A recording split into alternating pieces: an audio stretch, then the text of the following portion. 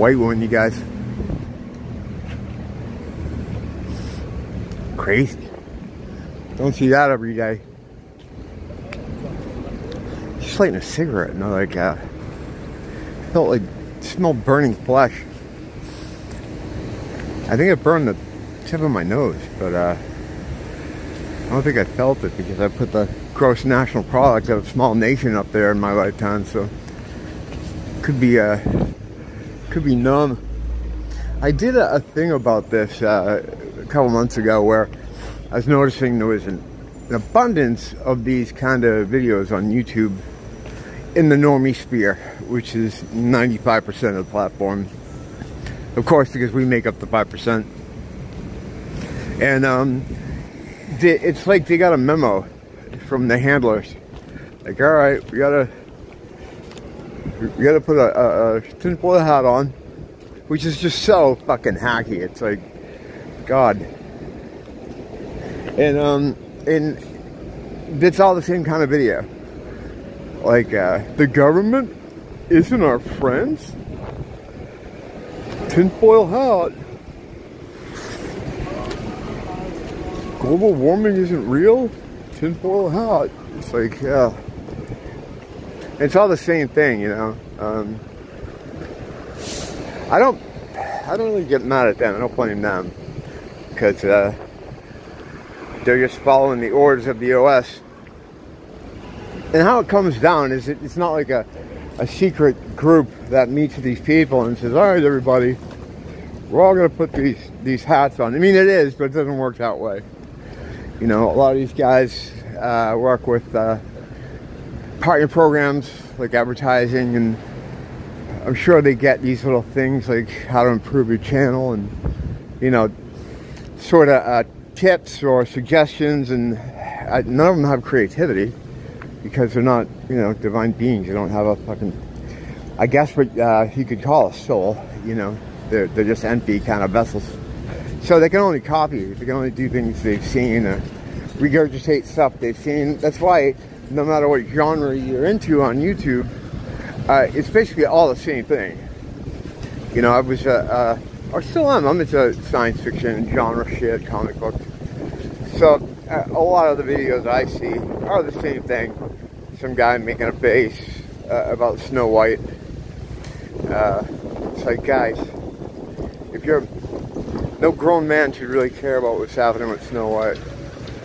It's the culture war, all right? Yeah, I mean there is a culture war, but that's not a front line anywhere as far as I'm concerned. But yeah, I just, last time I did one of these, I just kind of went through and just grabbed a bunch of different people, screenshots of creators. It didn't take them long.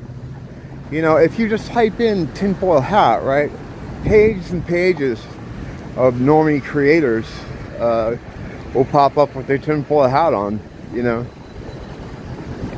What do you mean the government's not looking out for our best interests? And it's really, and it's not the government, actually. Like, the government is just made up of people that execute the plans. It's really, you know, it's a top-down situation. You know, the evil up in Stalin's castle. You know, whatever you want to call it, the World Economic Forum or Soros or whatever it is. You know, they're under someone else's orders. But to the 95% of regular YouTube viewers, they see these people and like, yeah, right on. Those people are crazy, huh? Can you imagine not wanting to just put whatever the TV tells you into your veins? What's wrong with those people? And then, you know, there's a 5% of us that look at it and it's just so douchey. It's just, it's like, it's pathetic and funny and sad all at the same time. But again, it's like, you can't get mad at them, you know, because they're not, I mean, getting mad at them would be like getting mad at a tree or a fucking, or the water fountain out in front of the bank. I mean, there's no point. Within our 5% though, on here, there's a lot of 95%ers pretending to be a 5%er. You can usually tell by the sub number they have. They have a lot of subs. Or if they're selling something. Like some guys, some 5%ers do have books. And that's fine. Like the Nephilim clown guy, he has a book. I think he's pretty legit. I mean, I don't know. I'm not a great, like, I can't suss these things out really well sometimes. Sometimes I can, sometimes I can't. It's, 50% right, 50% of the time. So, whatever that is, I don't know the math on that. But, yeah, there's a lot of them hiding in there trying to come off as 5%. It's usually the ones with, usually the alarmist guys, like the you know, doom porn guys, like demoralization, you know. Like, I haven't seen Call for an Uprising. I think he's gone. I don't know why, because he's definitely a fucking chill. So I don't know, maybe get reassigned. Because sometimes that happens to people. They vanish and they're off doing something else. Sometimes as someone else.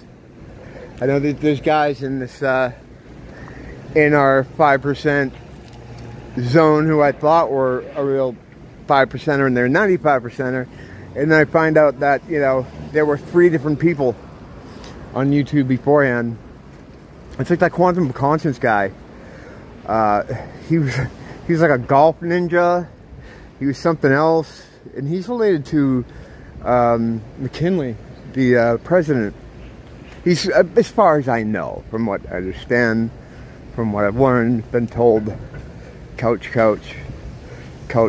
But usually, yeah, if they're selling stuff, like with if they got a Patreon, like I don't understand that. Like a lot of people that, you know, if you're talking about spirituality and especially like the Lord, and you're asking people for money, I don't know. And then they have those people that use that, well, you know, if you want this channel, you want more content like this, you want to support this, you have to support this channel to get, like, they're like bribing you or something. Like, I don't need your channel, man. There's 100 fucking other channels out here. Like, you know, no one's delivering anything that unique. You know, that like they're threatening you. Like, if you want me to keep doing this channel, you got to pay me. It's like, why? Do you know what this cost me? Nothing. And in 3 years.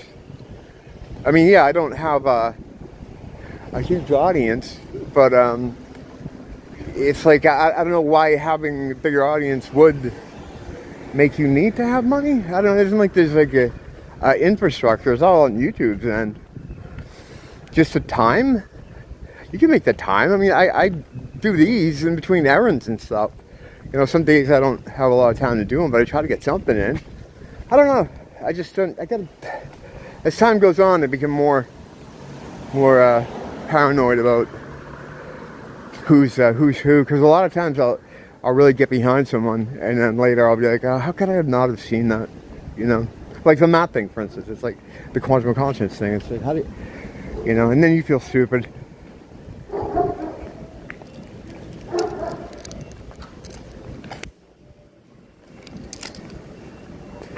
I'm not gonna wrap this up yet. I'll be right back. I haven't been keeping up with Graffiti Gate, but I'm walking by there now. I'm gonna remember to do it this time. I think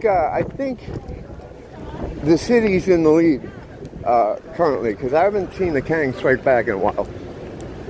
It's just one front in the graffiti wars, which is something that popped up after COVID with the influx of immigrants here. They brought with them the propensity to scrawl shit all over fucking walls and buildings and stuff. We simply didn't have it before, you know. I mean, there's parts of the island you can go to where there's real graffiti artists that do real nice work. In fact, there was a hotel that was being redone here a couple streets down, and they had a wall built up around it, and they had artists come, like local artists come, and I did a video on it. And so that's, of course, settled science. But yeah, it was real nice. But this isn't that. This is just it's like inner city kind of bullshit, like misspelled words, crowns, misspelled words. You know, they might as well leave a signature there. You know. So this area over here, I've been highlighting. This old den of iniquity. This place, when I first moved here, this area right here was like, depending on what kind of person you are, it was pretty awesome. All the mahoos would hang here. There were strip clubs in the back. There were always people selling and trading things. It was like where all the degenerates hung out. So of course when I moved here, that's where I was a lot of times. But there was also a lot of fights and violence and shit. Yeah, there's no, the Kangs haven't struck, because if you could see, since the last time the city came around and painted it. Yeah, if you don't know what the fuck I'm talking about, I just explained what's happening with the graffiti. But this particular stretch here, the Kangs come and they put the crowns and the misspelled words. And then the city comes and paints over it. Because we can't have a place looking like shit. People spend a lot of money to come here. And I know they don't spend any money to come here or live here, but a lot of people do. So they want to keep it nice. And so for now, it's not. That's such an eyesore, though, this whole fucking area. This was the area where, right over there, my finger's pointing, had the crying child thing hanging up for a long time. It was really creepy. And it made me think that this building, or whatever it's going, the reason they keep it up is because it's part of the local trade, which I you know, I have a quota of how many times I can talk about that, I think. So we're not going to get into it. But yeah, it was really weird. No one, even local people, could tell me why it was there. And I think it was under a sign that when they moved everybody out, like this is like before COVID. They finally closed it up when this dude opened fire on a crowd here. This dude in the El Camino, black dude in a trench coat or a raincoat and an El Camino, opens fire on a crowd, kills one, like really hurts two of them, something like that, and then never caught the guy. You're a black dude in a yellow raincoat and he's driving an El Camino. No leads. Whatever. So it makes me think that, did that even happen? You know, was that a psyop? Because one of the local hotels bought this, ended up buying this for, I don't know how much they paid for it, but they bought it. And since they bought it, it's just sat here looking awful. I don't know if there's even any plans of what to do with it. I haven't really looked into it, but you know, when it was the den of iniquity, you know, it was better then, you know. But whatever. Yeah, so the Kangs, the thing though is, like, they may just have forgotten about it, because not having access to abstract thinking gives you the super tenacity where you'll just keep going with something. So I think they just kind of, it's out of sight, out of mind. Like they haven't walked by it or noticed it. You know, I mean, that's how that happens. But it might flare up again. But for now, the city is the city's winning that struggle right now.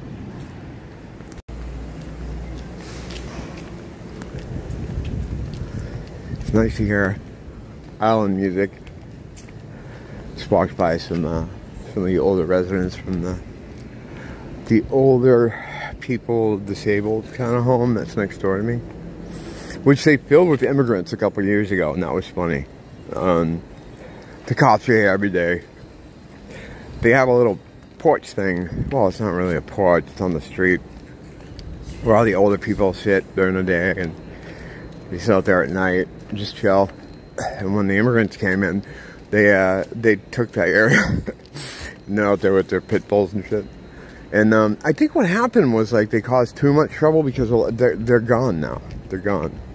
You know, that's what happens too. You know, but there's still more coming in. They just bring in more different ones.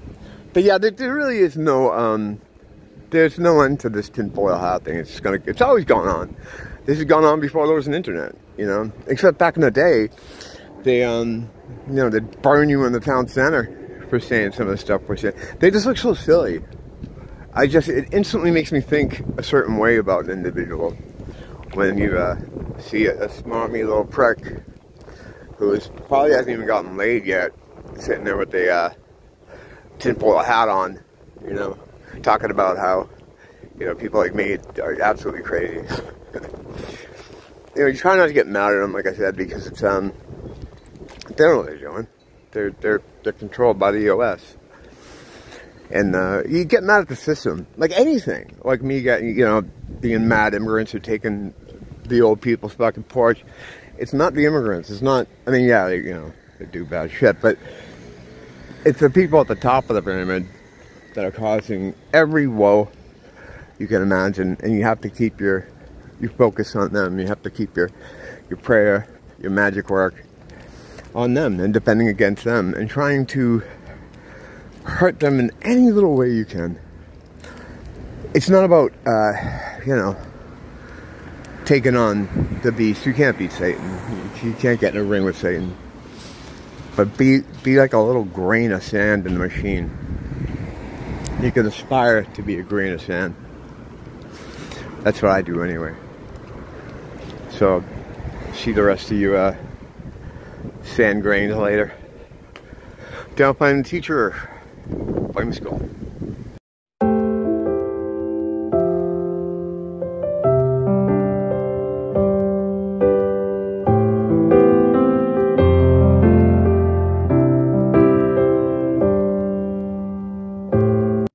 Remember, the CIA is just a bunch of creeps. And the Department of Homeland Security. They just want to destroy the people of the light. So stay away from them, guys. Right, Bot? All right.